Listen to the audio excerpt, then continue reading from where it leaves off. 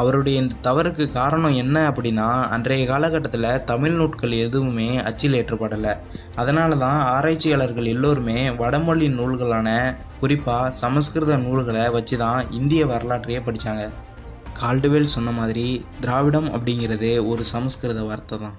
மனு தர்மத்தின் 10வது அத்தியாயத்தில் 44வது பாடலில் தென்னிந்தியர்களை குறிக்க திராவிடா அப்படிங்கிற வார்த்தையை தான் பயன்படுத்தியிருக்காங்க.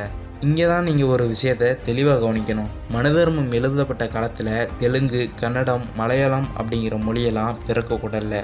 அப்போது தென்னிந்தியா முழுக்கவுமே தமிழ் மொழி மட்டும்தான் பேசப்பட்டிருந்தது.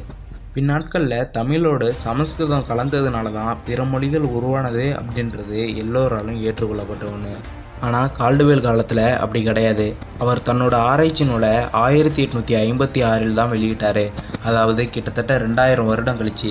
அப்போ தமிழ் மொழியிலிருந்தே கன்னடம், தெலுங்கு, மலையாளம் போன்ற மொழிகள் பிரிஞ்சு தனித்தனி மொழியாக மாறிடுச்சு. இதனால் தமிழ் மொழி குடும்பம் அப்படின்னு தான் வச்சுருக்கணும். ஆனால் அவர் ஏன் திராவிட மொழி குடும்பம் அப்படின்னு வச்சார் அப்படிங்கிறது தெரியல.